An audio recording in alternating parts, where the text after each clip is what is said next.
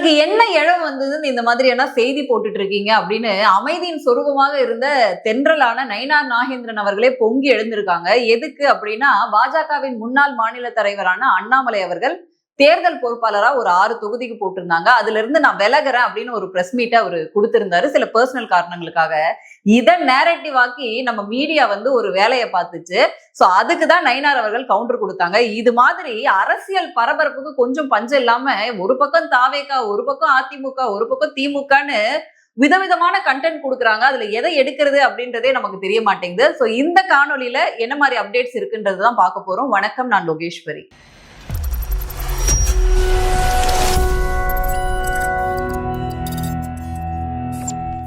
தேர்தல் வந்துட்டாலே கண்டென்ட்டுக்கு பஞ்சமே இருக்காது அப்படின்னு சொல்லலாம். அப்படி ஏதாவது கிடைக்காதா அப்படின்னு சொல்லிட்டு எல்லாரும் காத்துட்டு இருப்பாங்க. குறிப்பா திமுக மாதிரியான கட்சி இதுல பயங்கரமான தில்லாலங்கடி பார்த்துக்கோங்க. என்ன கிடைக்குது அதை வந்து பெருசாக்கிடலாம் அப்படின்றதுல ஆர்வமா இருப்பாங்க. ஏன்னா அந்த அளவுக்கு அதுல வந்து அவங்க வந்து கை தேர்ந்தவங்க, எக்ஸ்பர்ட், அதுல மாற்றுக்கிறது கிடையாது.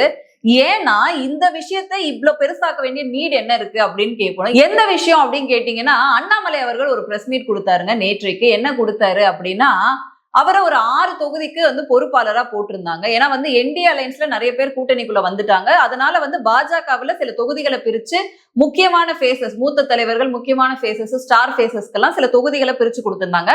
அப்படி அண்ணாமலை அவர்களுக்கு ஒரு 6 தொகுதிகளை பிரிச்சு கொடுத்து அந்த தேர்தல் பொறுப்பாளரா போட்டிருந்தாங்க. அவரோட அப்பாவோட ஹெல்த் ரீசனா சொல்லி, நான் இந்த பொறுப்புல இருந்து விலகிறேன், என்னால இப்ப இது பண்ண முடியல, அதனால நான் என் மேலிடத்துக்கு சொல்லியிருக்கேன் அப்படின்னு அந்த பிரஸ் மீட்ல சொல்லியிருந்தாரு. அதுல பட்ஜெட் பத்தி எல்லாம் கூட டிஸ்கஸ் பண்ணியிருந்தாங்க. கொஞ்சம் தந்தையாருடைய உடல்நிலை அவரை பார்த்துக்கணும், அதனால இன்னைக்கு அந்த அடிப்படை வேலைகள் என்னால செய்வதற்கான சாத்தியக்கூறுகள் இல்லை. விஜய் பத்தி எல்லாம் பேசியிருந்தாரு. சோ இதை எடுத்து வந்து பெருசாக்கிட்டாங்க அப்படிங்கறதான் விஷயம். இதுல குறிப்பா பாலிமர் வந்து விலகுகிறான் அண்ணாமலை, பொறுப்பிலிருந்து விலகுகிறார் அண்ணாமலை அப்படின்னு சொல்லிட்டு அவரோட பர்சனல் விஷயங்களையும் அவர் கோட் பண்ணியிருந்தாரு. அதை மறைச்சிட்டு அதை பெருசாக்கணும் நயினார் அவர்கள் கிட்ட இந்த கேள்வியை கொண்டு போய் வைக்கிறாங்க. அதுக்குதான் அவர் ரொம்ப காட்டமா சொன்னாரு, உங்களுக்கு என்ன இழவு வந்தது, ஏன் இந்த மாதிரி செய்தி போடுறீங்க, பாலிமர் நியூஸ்ல என்ன உங்களுக்கு இழவு வந்திருக்குன்னு தெரியல, பொய்யா செய்தி போடுறதுனால உங்களுக்கு என்ன கிடைக்க போகுது. அதுலயே அவர் தெளிவா சொல்லிட்டாரு, அவங்க அப்பாவோட ஹெல்த் கண்டிஷன் ரொம்ப மோசமா இருக்கு அப்படின்னு சொல்லிட்டு அதை கட்சி கிட்ட சொல்லியிருக்காரு. அதனால அதுல இருந்து விலகி இருக்காரு அப்படின்னு சொல்லியிருக்காங்க.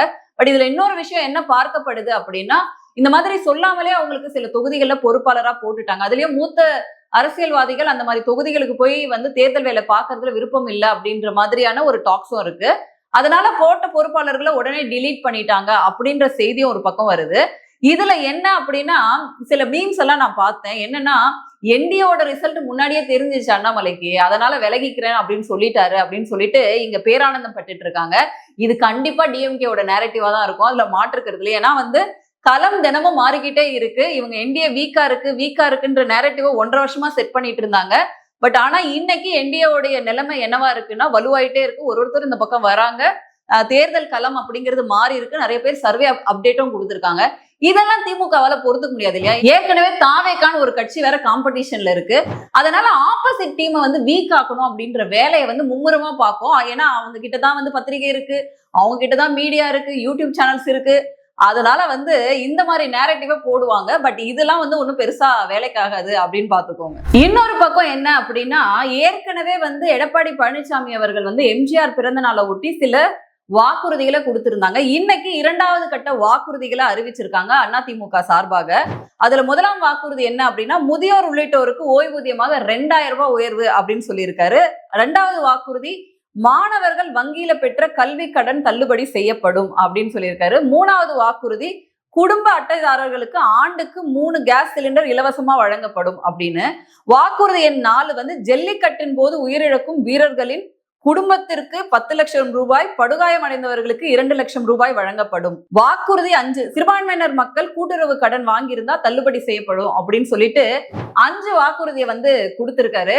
இதுக்கும் பல பேர் திமுக சைடு தாவேக சைடான்னு தெரியல. அவங்க என்ன எழுதிட்டு இருக்காங்கன்னா, சிலிண்டர்லாம் நீங்க சொல்றீங்களே, உங்களால இதெல்லாம் பண்ண முடியுமா, ஏன் திமுக கொடுக்கும்போது இதெல்லாம் உங்களுக்கு தெரியலையா அப்படின்னு சொல்லிட்டு பொழந்துட்டு இருக்காங்க. இதுல இன்னொன்னு என்னன்னா, ஜல்லிக்கட்டு காளைகளை அடக்கும் பொழுது உயிரிழக்கும் வீரர்களுக்கு 10 லட்சம் ரூபாய் கொடுக்கப்படும். நம்ம ஆளுங்க மது பிரியர்களுக்கு 10 லட்சம் ரூபாய் கொண்டு போய் கொடுப்பாங்க, கள்ளச்சாராயம் குடிச்சு செத்து போனவனுக்குலாம். அந்த மாதிரிலாம் இல்ல, ஒரு நல்ல விஷயம் தான் இது. ஜல்லிக்கட்டுல உயிரிழந்தா அந்த வீரனோட குடும்பத்துக்கு 10 லட்சம் ரூபாய் கொடுப்பாங்க அப்படிங்கிறது நல்ல விஷயம் தானே, அதை வரவேற்கலாம் அப்படின்னு சொல்லி இங்க நிறைய பேர் சொல்லிட்டு இருக்காங்க. சோ இது வந்து அதிமுகவோட ஒரு மூவா பார்க்கப்படுது. ஏன்னா எலெக்ஷனுக்கு ரெடி ஆயிட்டாங்க. எல்லாரையும் மீட் பண்ணிட்டு இருக்காங்க, வாக்குறுதிகளை ஒன்னொன்னா ரிலீஸ் பண்றாங்க. அதோட சேர்த்து 2-3 விஷயங்கள் அதிமுக பண்றாங்க. ஒண்ணு வந்து இந்த வாக்குறுதிகளை ஹேண்ட் பிரிண்டரா போட்டு எல்லாருக்கும் அந்த பேம்ப்ளெட்டை வந்து டிஸ்ட்ரிபியூட் பண்ற வேலை பண்றாங்க. இன்னொன்னு என்ன அப்படின்னா, இந்த ஆட்சியில என்ன மாதிரியான பில்லு ஏறி இருக்கு, நீங்க 2021 கட்டினதுல இருந்து இப்ப வரைக்கும் உங்களோட கரண்ட் பில்லு, உங்களோட தண்ணி வரி, வீட்டு வரி அப்படின்னு சொல்லிட்டு போன ஆட்சிக்கும் இந்த ஆட்சிக்கும் எவ்வளவு டிஃபரன்ஸ்னு சொல்லி ஒரு மிஷினை கையில வச்சு உங்களோட ரேட்டை கால்குலேட் பண்ணி கையில அந்த பில்ல கொடுக்குறாங்க. இந்த 5 வருஷத்துல உங்க குடும்பத்துக்கு இந்த விலைவாசி ஏறினது, இபி பில்லு, திட்டங்கள் நிறுத்தினது, லாஸ் எவ்வளவு கூடுதலா பண்ணிருக்கீங்கன்னா 3,95,240 ரூபாய் கூடுதலா. இந்த மாதிரியான ஸ்மார்ட் மூவ்ஸும் வந்து களத்துல அதிமுக பண்ணிட்டு இருக்காங்க அப்படின்றத நம்ம பார்க்கலாம். சரி, அதிமுக தான் இதை பண்றாங்களே, திமுக என்ன பண்றாங்க அப்படின்னா, வழக்கம் போல அவங்க ஷோ நடத்துறாங்க. எனக்கு ஆட்சியை கையில வச்சிருக்காங்க, உங்களுடன் ஸ்டாலின், எங்களுடன் நீங்கள், உங்களுடன் நாங்கள் அப்படின்னு சொல்லிட்டு ஒரு விஷயம் பண்ணுவாங்க. அதை தாண்டி இந்த கடந்த சில தினங்களுக்கு முன்பாக நியூஸ் தமிழ் தொலைக்காட்சியோடைய செய்தியாளரை வந்து தாக்கியதாக வந்து பகிரங்கமான சில ஆடியோக்கள் வெளிவந்துச்சு. அந்த எம்எல்ஏ பழனியாண்டி மேல கடுமையான வந்து குற்றச்சாட்டுகள் அப்படின்றது சொல்லப்பட்டுச்சு.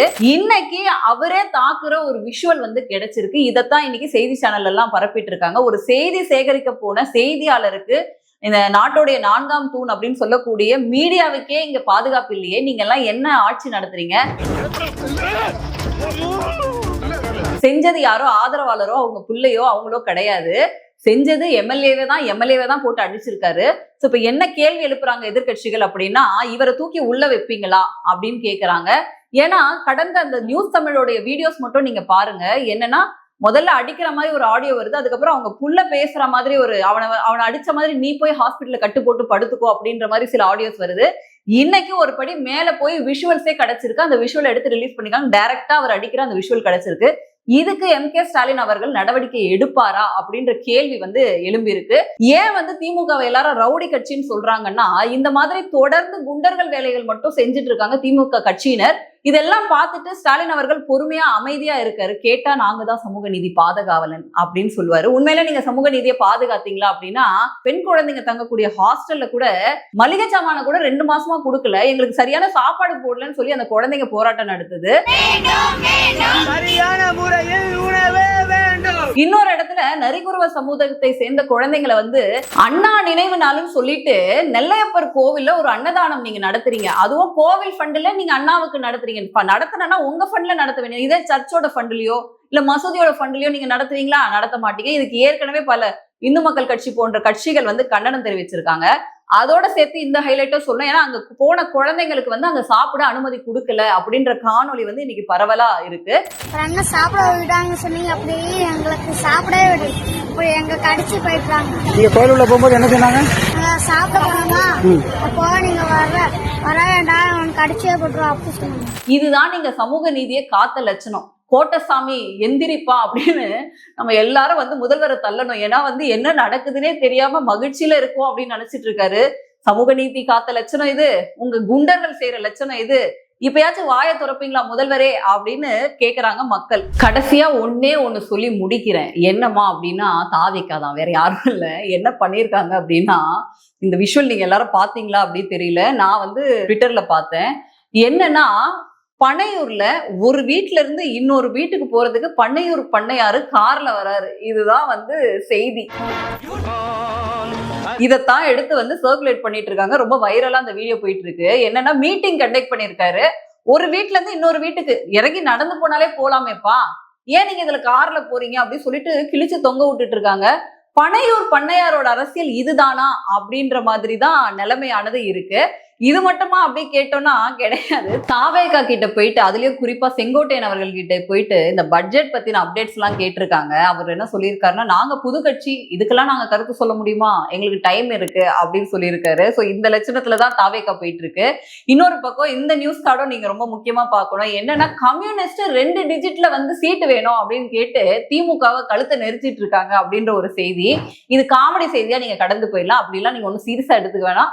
மீண்டும் வேறொரு காணொலியில சந்திக்கிறேன். நன்றி, வணக்கம்.